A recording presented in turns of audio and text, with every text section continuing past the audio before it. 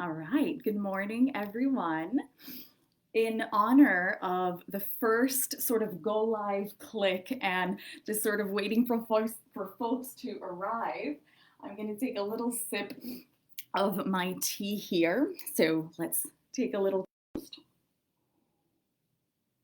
to the morning, to the day, to the afternoon, to whatever it may be, whatever time it is that you are watching this.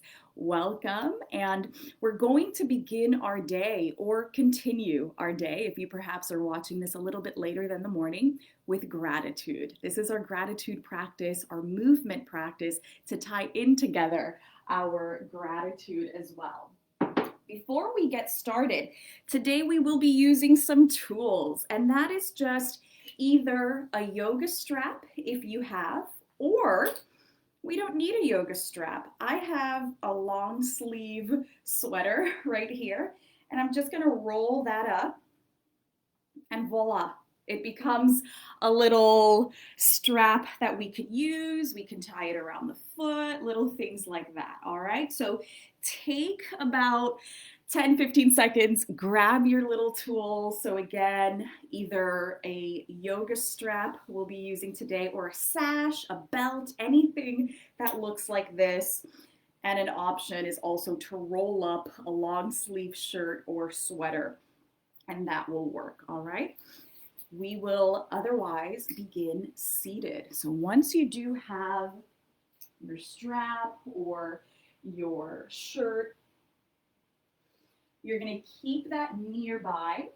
You're going to find a comfortable seat, and we'll get started. All right, so today's practice is, all of our practices are focused on gratitude, and so a particular theme that we're going to focus on today is gratitude for health, gratitude for our wellness. And I think that one of the reasons, if there is something that we all have in common, the reason we are meeting ourselves each morning here, sitting, meeting our breath, meeting our bodies, it's because we're looking to move, and not our bodies physically, but we are looking for growth, for personal growth. And I commend you for being here, for taking charge of your personal growth, and therefore for taking charge of your own healing, all right? You've got so much power within you, so much power within our own bodies. Our bodies are so magical.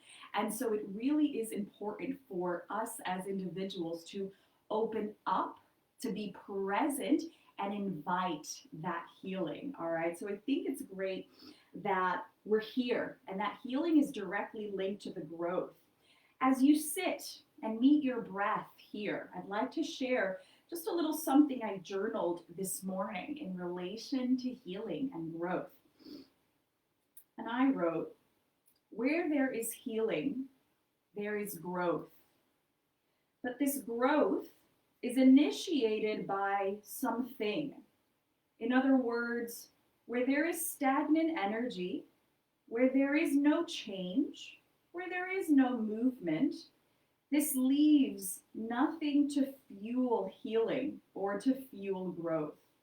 Where there is room to breathe, where there is room to move, where there is room to learn, there is a place for healing and growth. And I hope that in the space that you are in this morning, you have room to breathe, you have room to move, to feel your body. And so we'll begin with that movement here, just by lifting the arms up, taking a nice breath. And already we're exploring literally the space around us here. Keep reaching up. And then both arms can come down, and you're circling, you're feeling the space to your left and right sides. Lift the arm up and right back down. And we can now start to move with the breath, right? We can take a breath in as we lift the arms, and exhale as you lower. Breathing in, lifting the arms. Exhale as you lower. And if you're doing the reverse breath, guess what? That's perfect because we are going to switch the breath. So as long as you switch it out a little bit, let's pause. Keep the arms down. Let's take a breath in with our arms down. And then exhale to lift. Just notice the difference. Breathing in for the arms to come down. Exhale, and the arms lift up. Inhaling. And exhaling. So there's no right or wrong. The point is to expose the body to these different moments of breath. As long as you're not holding the breath, just let it move. Let it keep dancing. Good. The next time that you lift both arms up, let's take a little pause and wiggle your fingers up there. Maybe you can make fists up there. Maybe you high five the ceiling a little bit more. Good. Now let's take the left hand and bring it to the side so that the right arm can keep reaching up and over. You can turn your neck here. Let's bring a little movement for the neck. Maybe looking up and down. Maybe circling the chin around. Taking a look at your hand. Look at those fingers. Good. And then take it over to the other side. Take your time. Good. Nice and easy here. Once you find that initial side stretch, let's bring some movement into the neck, making sure, once again, there's no stagnant energy. Nothing feels stuck. We can move a little bit of everything. And if there's a position that doesn't feel good when you find it in movement, use that as information. Doesn't feel good? We won't move to that area, but we'll move around it where it doesn't hurt or feel like it's not pleasant. We can still move just away from those unpleasant areas. All right, taking a nice breath in here. Let's round the spine, tuck your tail, tuck your chin, sit back. Rock your pelvis forward and rock it back. Good, one more. Rock it back. Good, beautiful. Now let's get into the legs a little bit more. Lengthen just the right leg and keep your left leg tucked in. So maybe your knee is bent and your leg doesn't have to be directly in front of you. It can be off to the side a little bit. This is where we might grab our strap or our sweater, something to give us a little bit of a hold around the foot. Even if your arms can reach, I'll challenge you to just use the strap for a moment so you can actually sit up nice and tall and use the grip for a moment in your fingers, your hands, squeezing that strap a little bit, and then pulling away so that you can get taller across the back of the neck, taller in the spine. We're also activating the foot. So your foot is sort of pressing into your shirt, your fabric, and you're pulling back. You're providing tension through your arms, through the strap to lengthen the leg and your spine. Good. On the next breath, hinge a little bit more forward. Let's take a stretch for the leg. And then rock back. You can rock back as much as you'd like because you're going to hinge forward again. We're going to make this a rocking action. If your knee is bent, that's totally fine. Your hamstring attaches at the back of your knee and to your sit bone. It's not the length of your whole leg. So it is okay if your knee's bent. You're still going to target the top of your hamstring. Good, beautiful. Now, if you've got the strap and the leg's a little bit more in front of you, let's bring it further off to the side, a little bit more lateral here. Still holding on to that strap. The opposite arm is going to lift up. Good. And then we're going to take a side bend towards the leg. Good. Keep those toes nice and active. Beautiful. And come back. Let's switch sides.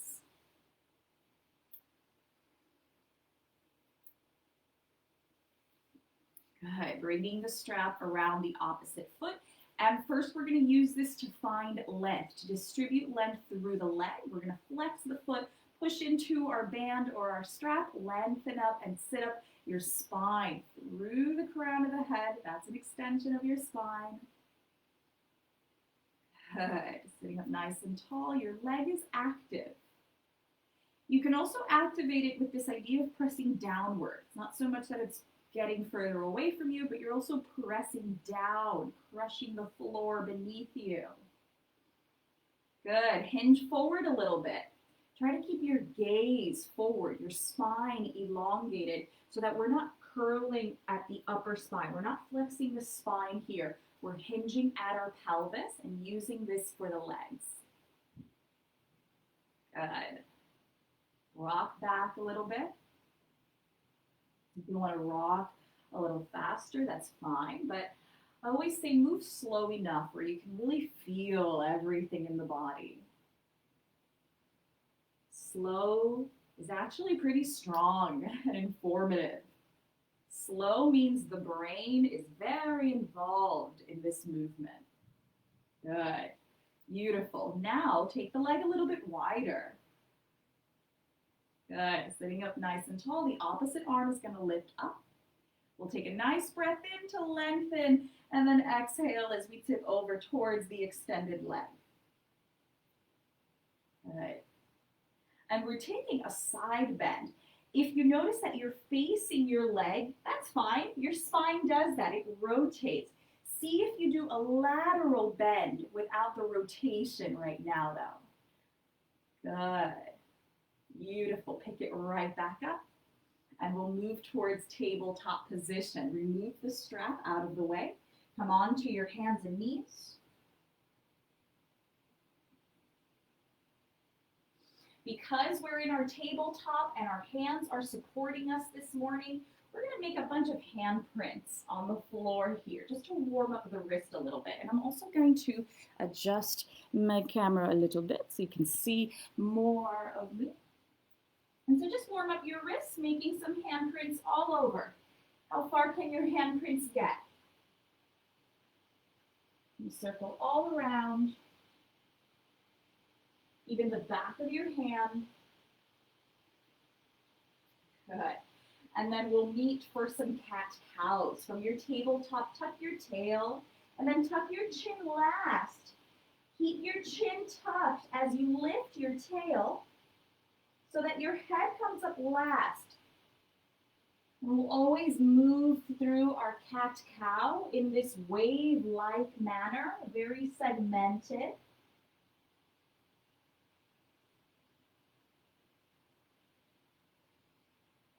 When I think about healing, the word healing, I go back to the heart. The heart is what fuels our body with so many healing properties. There's so much in our blood flow that heals us already. When we get a little cut, it heals itself, right? Thanks to the magic of our own circulation. And so when we move the spine into these little back bends, we're getting a moment to just essentially open the heart a little bit. Good. Let's tuck the toes and come to a kneeling position, my friends. Taking a little toe stretch here. Good. Sitting up nice and tall. We won't be here for long, so you're getting a little foot stretch. Let's take a nice breath in. And on the next breath, push into your feet to come into a kneeling position. Tuck your tail.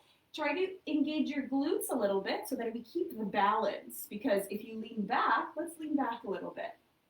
It's your pelvis, your thighs, your quads that are keeping you stable. Untuck your toes if they were tucked. See if you do that one more time. And just lift the arms up. Good. We're going to bend the elbows and create a back bend, opening up. There's the heart opening. Good. You're going to pretend to dive forward, but you're not going to dive. You're just taking the arms, the head tucks, the spine tucks, tail tucks. We open, reverse dive, open the heart.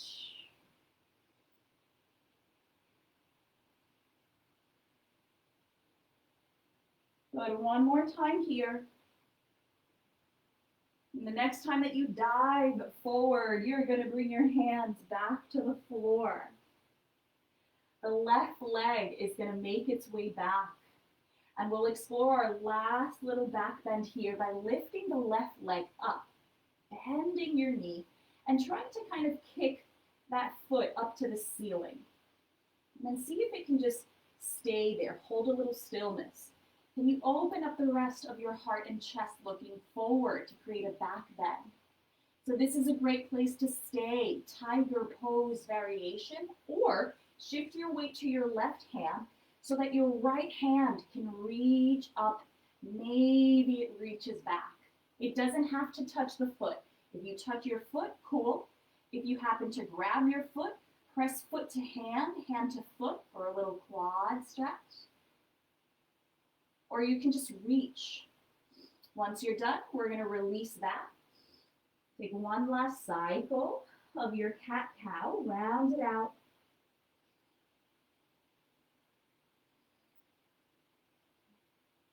Come back to stillness, so the right leg moves back, lifting up, bending the knee. And we're gonna take a couple of little lifts, reminding the glute, reminding the back of the leg, it's in charge of the lower body. And we're gonna hold the foot up there. So your lower back is already in a back bend. Let's get the upper chest just by looking forward, heart forward. There it is. You're already in the shape. This is a great place to stay. Or keep exploring. Shift the weight to the right hand. The left hand can be light. You can just stay here and keep dancing here. Or you can reach for the foot. Maybe it touches. If you have a hold, you'll use that grip for a little dynamic energy. Push foot to hand to foot. Good. Slowly release that. Tuck the toes, and we'll do our grand finale in our downward facing dog. Remember that if downward facing dog is not a place that's comfortable for you, you can keep your knees down and just stretch your arms forward in puppy pose. Otherwise, you lift the pelvis up, keep pushing the ground away, pedaling the knees just a little bit. Good. And just about 2 more breaths, feeling all the space. We're targeting so much in downward dog. Our shoulders, our spine, our hips and legs. Good. Start to walk towards the top of the mat. And then you're gonna take just one last little breath in this forward fold. Hanging out. We're actually approaching the end of the practice, but we're going to find a little rest on our 2 feet. So perhaps roll the spine up to stand. And once you arrive to your mountain pose, meet your 2 feet there, let your spine feel tall. Your eyes can be soft or closed for a moment.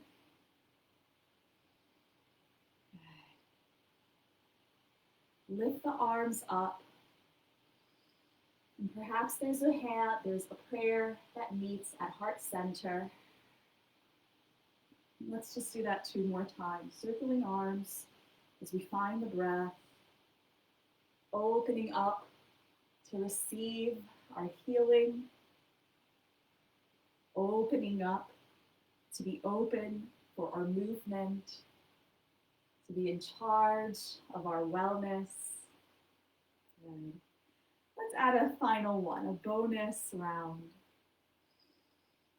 Good. And here is where we will meet in stillness.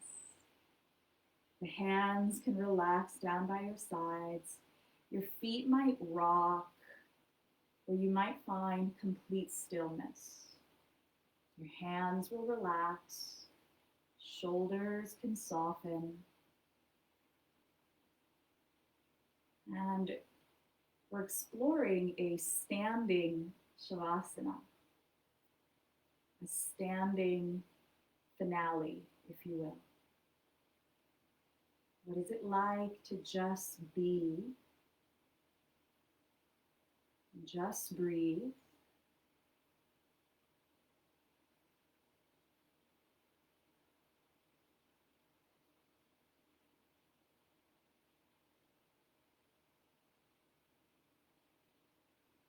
Your hands can stay as they are, or they can come together at heart center once more. Here, you might place an intention for your day. You might hold gratitude for meeting yourself here, for providing yourself with your practice, your healing. So if there's an intention, place it into your heart and mind right here. And with 3 breaths, let's seal our practice together. A breath in through the nose. And a full breath out. A breath in through the nose. And full breath out. Final breath. As you exhale, bow to your space and practice. May you recognize the power within your breath. It is with you wherever you go. Most of all, may you recognize yourself as your own best teacher. I invite you to take this power that you've initiated with yourself, for yourself, and just as we're standing, take on the day with gratitude for your healing, your wellness, and take charge with the wisdom that you will find throughout your day. Keep practicing your gratitude and mindfulness. Be well, everyone.